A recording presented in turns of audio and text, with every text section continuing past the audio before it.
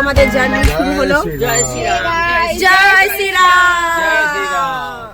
তো আমরা এখন রাম মন্দিরের দিকে যাচ্ছি। বেশি একদমই কাছে, আমাদের হোটেলের থেকে জাস্ট 2 মিনিটের রাস্তা হচ্ছে রাম মন্দির। তো ওখানে গিয়ে রাম মন্দির যাবো। তারপর আজকে আরো হনুমান মন্দির আছে, এখানে লতা মঙ্গেশকর ঘাট আছে। তো সেই সব প্ল্যানগুলো আমরা আজকে করবো। দেন তো তোমাদের সাথে সবকিছু শেয়ার করবো। এই যে গৌরী আর পার্থ আজকে পিছনে, শাশুমা। পিহুকে কেমন লাগছে বলো? ও মা, ডল ডল লাগছে, আছে শান্তনু আর আমাদের ড্রাইভার ভাইয়া। তো চলো দেখতে থাকো, আশা করি ভালো লাগবে তোমাদের সবার।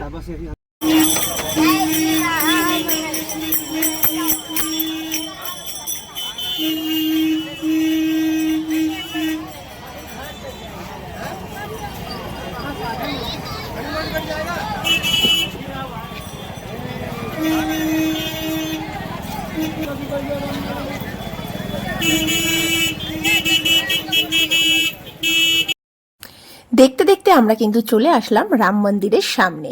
তো এখানে তোমরা দেখতেই পাচ্ছ কত ভিড়। এখানে প্রত্যেক দিন হাজার হাজার ভক্তের ভিড় কিন্তু রাম মন্দিরে হয়। তো এখন সবাই আমরা একসাথে রাম মন্দিরের ভিতরে যাব। আর সবচেয়ে বড় কথা যেটা, সেটা হচ্ছে গাইজ, তোমাদের ভিতরের মন্দির আমি দর্শন করাতে পারবো না, কারণ একদম ভিতর পর্যন্ত মেন প্রেক্ষা গিয়ে সেখানে কিন্তু ফোন অ্যালাউ নেই। তো আমরা বাইরেটা তোমাদের ঘুরে দেখাচ্ছি, ভিতর পর্যন্ত ফোন অ্যালাউ নেই। তো যাই হোক, যেটুক তোমাদের পারবো শেয়ার করব। তো কেমন লাগছে অবশ্যই কিন্তু জানিও।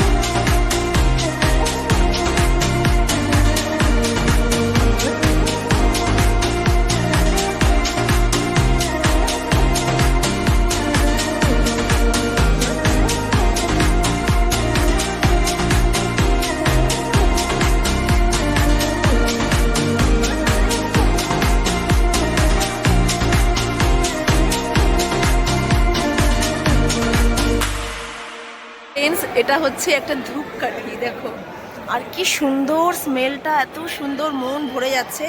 তো এই হচ্ছে ধূপকাঠি, এত বড় একটা ধূপকাঠি, আর গন্ধটাও সত্যি অসাধারণ গন্ধ। দেখেছো এত বড় ধূপকাঠি? কেউ মামা ধূপকাঠিটা দেখেছিস? তো এখানে এই যে লোক দেখছো, সবাই মন্দির থেকে পুজো দিয়ে বেরিয়ে এখানে মানে সবসময় খিচুড়ি দেয়। ওই যে ওখানে লেখা আছে, এই যে সবাই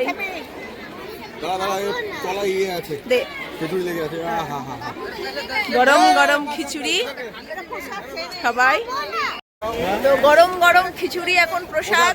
প্রসাদ আমরা সবাই খাচ্ছি, আর এই যে দাদাও খাচ্ছে, সবাই গরম গরম খিচুড়ি প্রসাদ। জয় শ্রীরাম, জয় শ্রীরাম, জয় শ্রীরাম।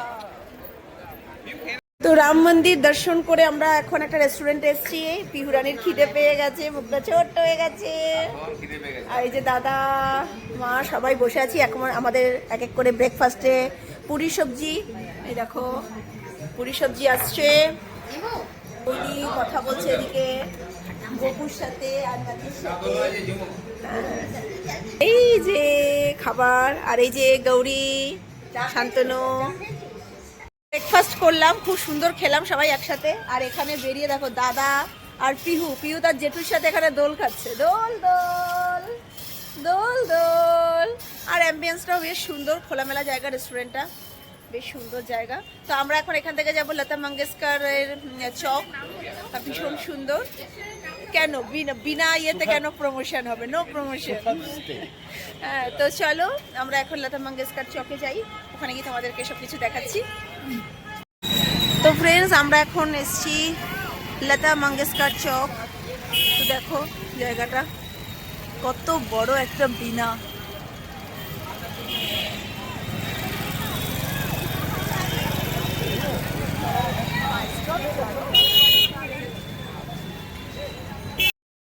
তো ফ্রেন্ডস আমরা লতা মঙ্গেশকর চক থেকে আস্তে আস্তে এগিয়ে যাচ্ছি সুরিয়া নদীর দিকে। এই নদীর কিন্তু একটা ইতিহাস আছে, এখানে কিন্তু শ্রীরাম তার দেহ রেখেছিলেন এবং এখানেই তার জন্য এই নদীটা ভীষণ পবিত্র একটা নদী এবং এখানে প্রত্যেক দিন অসংখ্য মানুষ এই দর্শনে আসে নদীটা। আমরাও এখানে আসছি এবং এই জায়গাটা সত্যি এসে কিন্তু দারুণ লাগলো, খুব শান্ত একটা পরিবেশ এবং এখানে আসলাম যখনই না মনটা একদম ভরে গেল। অনেক মানুষ এখানে রোজ আসে এবং এখানে এই জল, পবিত্র জলে এখানে সবাই স্নান করে। তো আমাদের বেশ ভালোই কাটলো আজকের দিনটা, রাম মন্দির দর্শন করে সমস্ত কিছু দর্শন করে বেশ ভালো লাগলো। তো এখন আমরা রওনা দেব বাড়ির উদ্দেশ্যে, মানে ঝাড়খণ্ডের উদ্দেশ্যে। তো ফ্রেন্ডস তোমাদের কেমন লাগলো অবশ্যই জানিও। Tata, bye bye.